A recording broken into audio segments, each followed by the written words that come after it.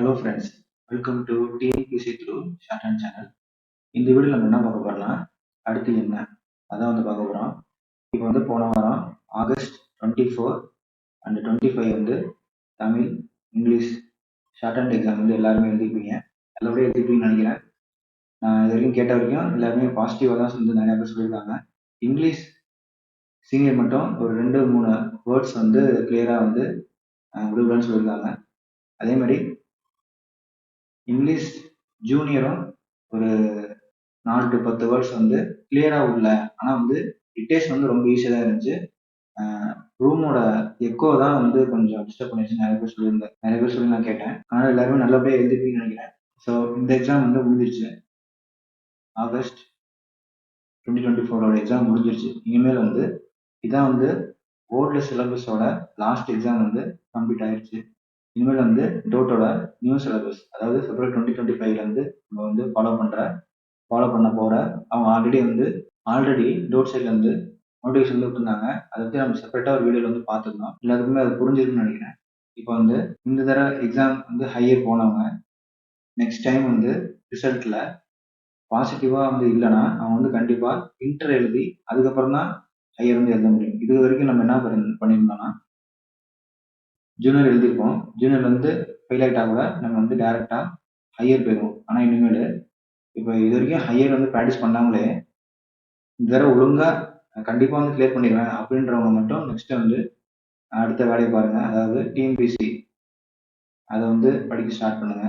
இல்லை நான் ஒழுங்கா எழுதலை அப்படின்னா கண்டிப்பா ஹையர் இந்த ஸ்பீட்லேயே ப்ராக்டிஸ் பண்ணிட்டு இருங்க. ஆனா இன்ட்ரோட பேசேஜையும் தினைக்கு ஒரு பேசேஜ் எடுத்து ப்ராக்டிஸ் பண்ண ஆரம்பிச்சிருங்க. ஏன்னா இனிமேல் இன்டர் கிளியர் பண்ணாதான் நம்ம ஹையர் போக முடியும்னு டோட்ஸ்ல சொல்லிட்டாங்க. ஆனால் தமிழுக்குமே அதே மாதிரி தான். தமிழ் இது வரைக்கும் நிறைய பேர் ஃபர்ஸ்ட் பேசிக் லெசன்ஸ்லாம் படிப்பாங்க. பேசிக் லெசன்ஸ் படிச்சுட்டு ஃபர்ஸ்ட் ஜூனியர் போவாங்க. நிறைய பேர், முக்கால்வாசி பேர் டைரக்டா ஹையரே போயிடுவாங்க. தமிழுக்கு ஜூனியர் போக மாட்டாங்க. இனிமேல் ஜூனியர் மஸ்ட். அதுவும் ரெகக்னைஸ்டு இன்ஸ்டிடியூட்ல கண்டிப்பா படிச்சிருக்கணும். அதில் தான் படிச்சு தான் அடுத்து ஹையர் நம்ம ப்ரைவேட்டா அப்ளை பண்ணலாம்னு சொல்லியிருக்காங்க.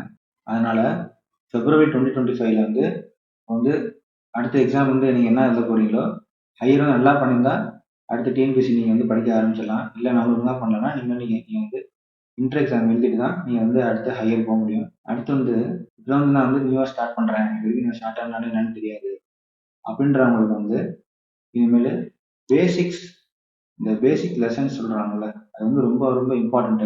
டோட் சைட்ல நோட்டீஸ் விட்டுருந்தாங்கல்ல, அதுல ஒரு வார்த்தை சொல்லியிருக்காங்க. ஸோ இதான் சிலபஸ் அப்டேட் பண்ணிருக்காங்க.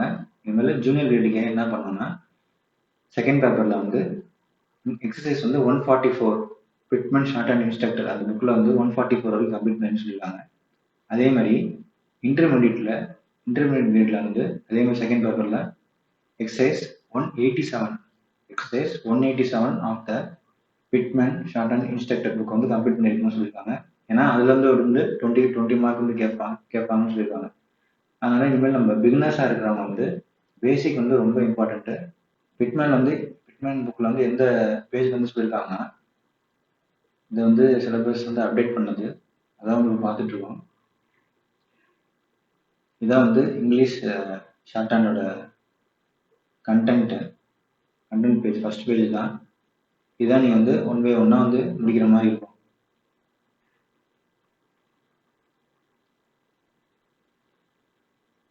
இதான் முடிக்கிற மாதிரி இருக்கும்.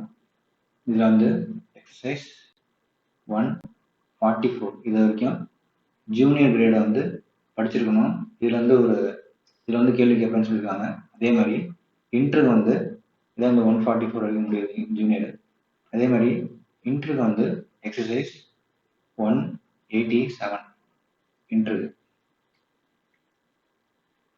187 இது வரைக்கும் கம்ப்ளீட் பண்ணிருக்கணும். இதுல 30 மார்க்ஸ் கேள்வி கேட்பேன் அப்படின்னு சொல்லியிருக்காங்க. அதனால பிகினர் இனிமேல் அசால்ட்டா பேசிக்ஸ் பேசிக் லெசன்ஸ் அசால்ட்டா படிக்காம கொஞ்சம் சீரியஸா படிக்கணும். ஏன்னா அவங்க எந்த பிரின்சிபல்ஸ் கேட்பாங்கன்னு நம்ம சொல்ல முடியாது. அதனால சொல்றேன், பிகினரா இருக்கிறவங்க பயப்படனா, நான் English fitment short hand book நான் ஒரு லெசனா கம்ப்ளீட் பண்ணி நான் அப்லோட் பண்ண போறேன். ஒரு 4 மாசத்துக்குள்ள புக்கை ஃபுல்லாவே நான் கம்ப்ளீட் பண்ணிடுவேன். அதனால நீங்க பிகினராக இருக்கிறவங்களுக்கு வந்து கொஞ்சம் பார்த்து யூஸ் பண்ணிக்கிங்க, பிகினராக இருக்கிறவங்க. அடுத்து வந்து இப்போ வந்து ஹையர் எக்ஸாம் எழுதினவங்க, ஜூனியர் கம்ப்ளீட் பண்ணவங்க என்ன பண்ணணும், தமிழ் ஜூனியர் ஹையர் என்ன பண்ணணும் அதெல்லாம் பார்த்தோம். அடுத்து என்னன்னா, போத் சீனியர் வந்து கம்ப்ளீட் பண்ணியிருக்கேன், அடுத்து வந்து நான் டிஎன்பிஎஸ்சி தான் வந்து ப்ரிப்பேர் பண்ணிட்டு இருக்கேன் அப்படின்றவங்களுக்கு என்னன்னா, இது வரைக்கும் நம்ம போத் சீனியர் இருந்தால் ஒரு 130லேருந்து 140க்குள்ள மார்க் கட் ஆஃப் இருந்தாலே நமக்கு வந்து கிடைச்சிடும். ஆனால் இனிமேல் இருக்கிற காம்படிஷனுக்கு கண்டிப்பாக நம்ம வந்து 145 அபோவ் வந்து இருக்கணும். அப்போ தான் வந்து நல்ல டிபார்ட்மெண்ட் வந்து கிடைக்கும். அதனால் போத் சீனியர் வந்து கம்ப்ளீட் பண்ணிவிட்டு டிஎன்பிஎஸ்சிக்கு படிக்கிறாங்க, ஜென்ரலில் படிக்கிற மாதிரியே படிங்க. அப்போ தான் வந்து குரூப் 4 வந்து 2025ல் வரலாம், இல்லை 2026ல் வரலாம். இன்னைக்கு டேட்டு படி அனௌன்ஸ் பண்ணியிருக்காங்க, 18,000+ வேகன்சி வந்து நிரப்பப்படும்னு வந்து போட்டிருக்காங்க. அடுத்த 17 மந்த்ஸில் 18,000 வேகன்சி வந்து நிரப்பப்படும்னு வந்து இன்னைக்கு தினத்தந்தி நியூஸ் பேப்பரில் போட்டிருக்காங்க. அதாவது 27/8/24 அந்த நியூஸ் பேப்பரில் வந்து போட்டிருக்காங்க, வேணா ரெஃபர் பண்ணிக்கங்க.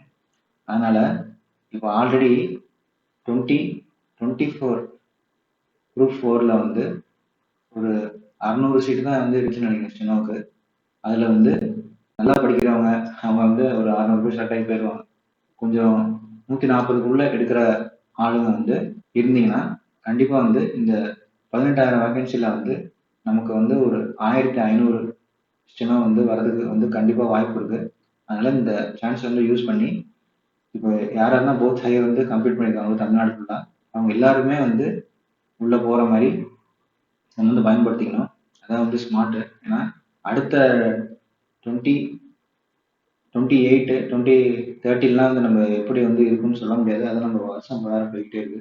ஸோ வந்து போத் சீனியர் முடித்தவங்கன்னா நீங்கள் வந்து ஆல்ரெடி படிச்சிருக்கலாம்.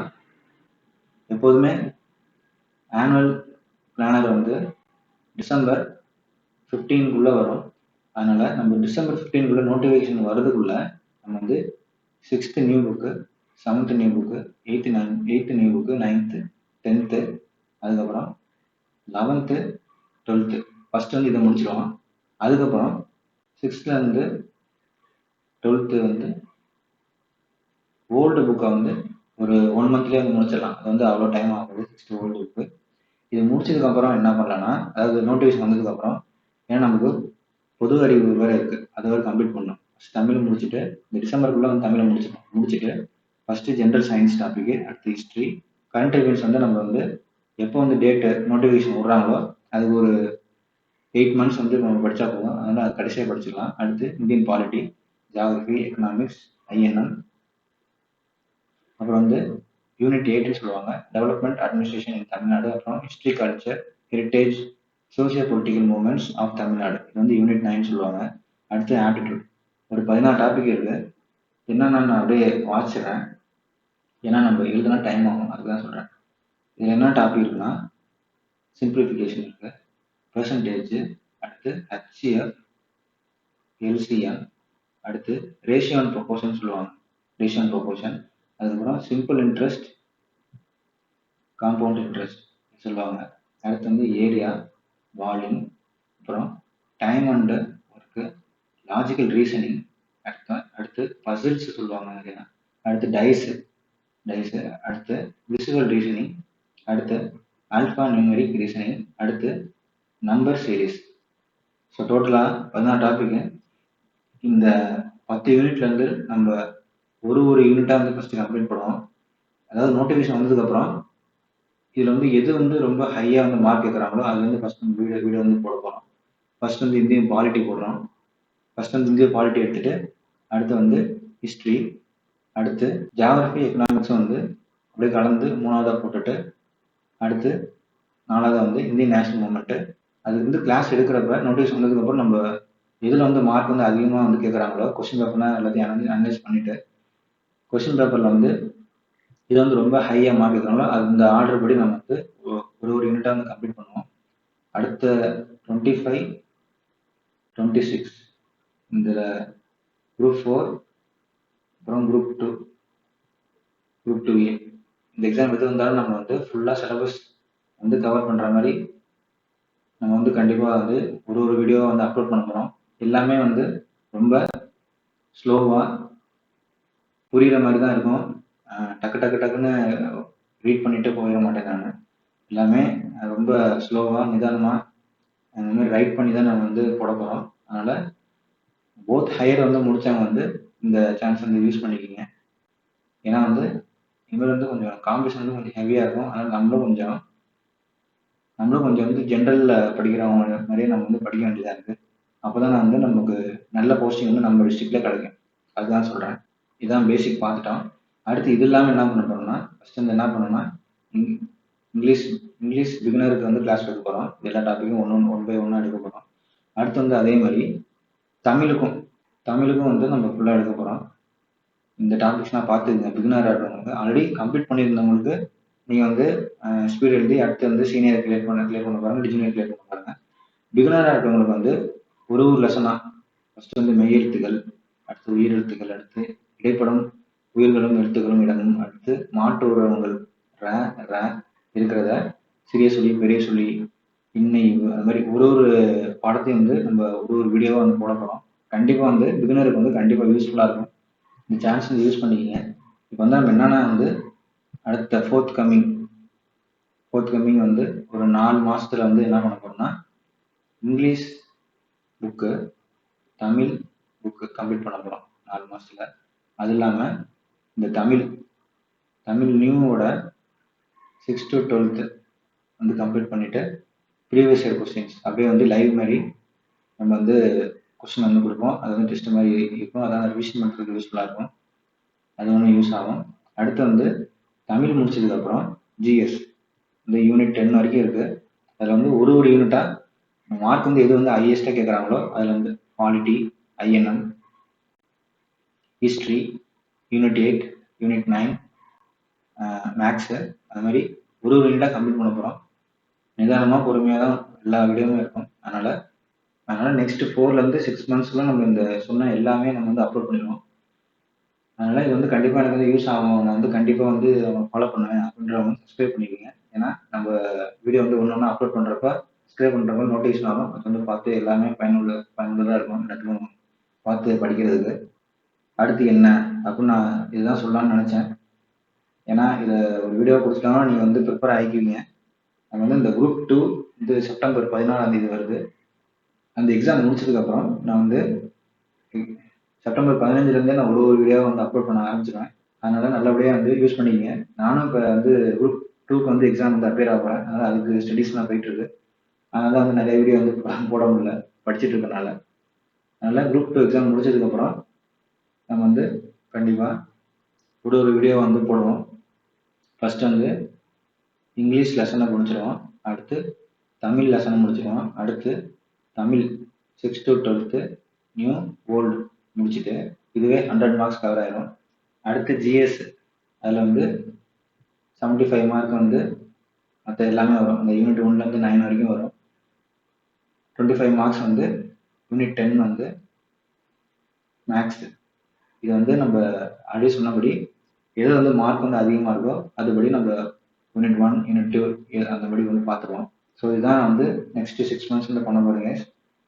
இது வந்து நியூ சேனல் தான். அதனால் கொஞ்சம் சப்போர்ட் பண்ணிங்கன்னா கொஞ்சம் பாசிட்டிவாக இருக்கும். நான் பாட்டுக்கு வந்து ஈஸியாக மெதுவாக எடுத்துகிட்டு இருப்பேன். அது வந்து எனக்கும் ஒரு ரிவிஷன் மாதிரி தான். அதான் நான் கூட சொல்லலாம்னு நினச்சேன். ஸோ சப்போர்ட் பண்ணுறவங்க சப்போர்ட் பண்ணுங்கள். உங்கள் ஃப்ரெண்ட்ஸ் வந்து யாராவது வந்து டிஎன்பிஎஸ்சி படிக்கிறாங்க, Tamil short and English short and வந்து பிகினர்ஸ் லெசன்ஸ் வந்து படிக்கணும் அப்படின்னு இருக்காங்கன்னா கண்டிப்பாக வந்து இந்த சேனல் வந்து ஃபாலோ பண்ணிக்கிங்க. கண்டிப்பாக யூஸ்ஃபுல்லாக இருக்கும். ஸோ நெக்ஸ்ட்டு செப்டம்பர் 15 வந்து நம்ம பார்ப்போம் கைஸ். ஸோ இதான் நான் சொல்ல நினச்சேன். ஸோ நம்ம நெக்ஸ்ட் வீடியோவில் பார்ப்போம் guys. Keep supporting. Until then, see you guys.